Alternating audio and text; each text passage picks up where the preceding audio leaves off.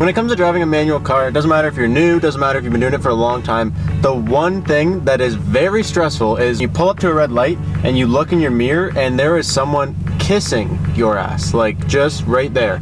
And that is the most stressful. I'm sure we can all agree that is the most stressful thing about driving a manual car.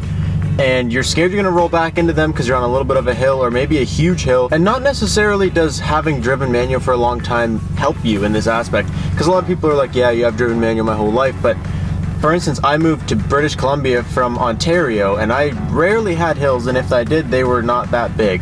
And coming here, I probably pull my e-brake to start once a day. Like, the hills here are huge, and there's different techniques you can use to start depending on the different hill sizes and stuff. So today I'm making this video just to talk to some people, because it doesn't matter how long you've been doing it or how much you think you know. It could be good to brush up, and if you're just learning, this will be perfect for you, because around where I live, it's only really hills and you have to get good at it. And even if I've been driving for 10 years in Ontario, coming here is a whole new world of driving. So basically there's two ways that I'm going to teach you guys to start on a hill.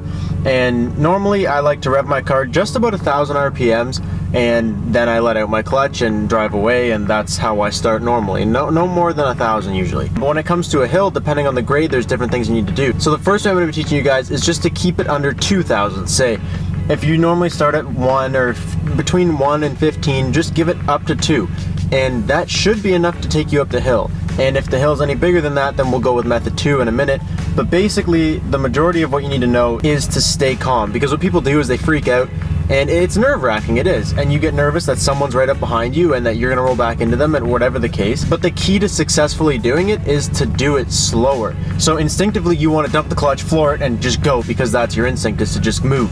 But what you actually have to do is just take a second, understand that you're gonna roll backwards a little bit, and even though they look like they're right up your ass, there's gonna be enough room for you to roll a little bit. And realize that the slower you do things, the more control you'll have and the better it will end up. So right now I'm just on a very minor hill. This is probably average driving hills. You'll see these probably anywhere that you live, and you'll notice if I let my foot off the brakes, I don't know if you can see it in the houses behind me, but my car rolls backwards. Not a whole lot, but it still rolls backwards. So this is an instance where the car's not going to be rushing backwards. You don't need to use the e-brake. What you need to do is put your car into first gear and just drive away like you normally would. You can let the clutch out a little bit until you feel it about to engage or just start to engage.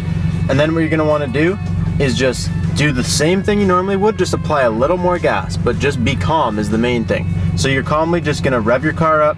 I usually rev mine about 1,000. I'm probably gonna rev it in this case to about 15, and just slower than normal, let the clutch all the way out, instead of just normally letting it out, because then you're gonna bog a little bit. So like I say, in this instance, I'm just gonna put the car into first gear. I'm gonna let my foot off the clutch just a little bit, and as soon as I start to feel it bite, what I'm gonna do is I'm just gonna rev the car up just a little bit higher than normal, and we're gonna start to roll forward. So you guys can watch it from here. See, nothing to it. It's super easy. And even in that case, I even let my clutch out a little bit quick because the hill was a little bit steeper than I expected, because nobody's perfect, we all make mistakes. But that's number 1, the way you're gonna do it, number 1. Now number 2 might be something if you're on a little bit of a steeper hill. So I'm at the top of this hill now, I know it's not much bigger, but if you look out the window here when I let off the brakes, you can see I do roll backwards pretty quickly. So what we're gonna be doing for the second way is, instead of using the bite point on the clutch and just kind of giving a little bit of extra gas, what you're gonna do is you're gonna pull the e-brake up, so now the car, my foot's on nothing, but the car's not moving. So the e-brake is securing the car right now. You're gonna go ahead, put your car into first gear, and then you're gonna just normally start, and as soon as you start to give it gas, there's different ways people do this. So some people say, as soon as you feel the car start to move, to let go of the e-brake. Some people say, as soon as you put your foot to the gas, you let go of the e-brake. Everybody's different. Everybody's gonna fight with you about what you choose to do. But my personal preference is I don't like to actually bite the clutch while I have the e-brake up. It just, personally, I don't think that that's the way I wanna do it.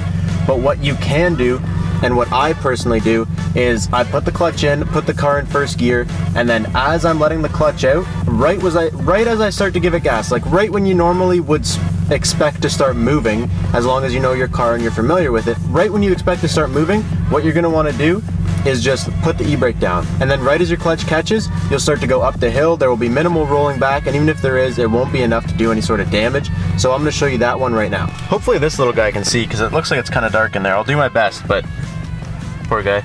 So now just picture yourself stopped at a hill. I come down here, pull my e-brake, I can let go of the brakes, and then I'm gonna go ahead, put the car in first gear, And right as, I don't know how much of this I'll be able to show you guys all at once. Okay, ready? So right as I start to give the car gas, I'm just gonna put down the brakes.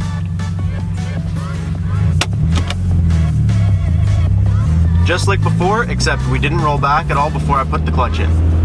And that's it. Number two, I actually use quite often just because of where I live. There's a lot of hills, and I find that people around here don't drive manuals because that's all the hills, so it's not preferred. And I mean, if I lived here when I bought this car, to tell you the truth, I don't know if I would have got a manual. Anyways, so I notice a lot of people really ram right up your ass and they don't give you a lot of room. So even if it's like a calmer hill, a lot of times I still just pull the e-brake just to be safe because people aren't used to having cars roll back, which I guess makes sense, but it's kind of stupid, but that's it. That's the two ways, that's four.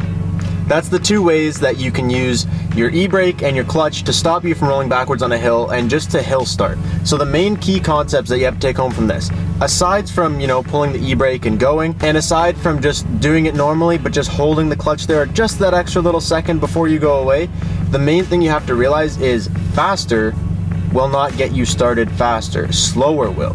Especially when you're on a hill. And I know that may sound backwards and confusing to some people that are still learning, but when you're on a hill, your instinct is to panic, and that makes sense. I've panicked. I've done a lot of stupid starts on hills, believe me. And your instinct is to panic because you're looking in your mirror and you're like, wow, that guy's way too close. I don't know how I'm going to do this. And you just want to go. So you just dump everything and rev it all up, and you'll learn that that's not exactly what you should do.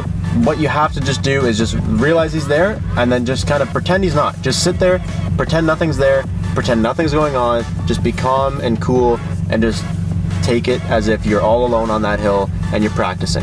And once you do it 4 or 5 times, you'll get really comfortable with it, and I'm sure you'll be great. Just remember to be calm. That is everything I'm gonna have for you guys today. Be sure to subscribe if you're not already subscribed, and come back and check out the channel. I do automotive content 3 times a week, and we also do a lot of traveling and stuff. We recently moved to BC, so I do a lot of exploring and adventure videos. You can be sure to check them all out. I hope you guys enjoyed what you saw today. Thank you guys so much for watching. I will catch you next time. Peace out and stay committed.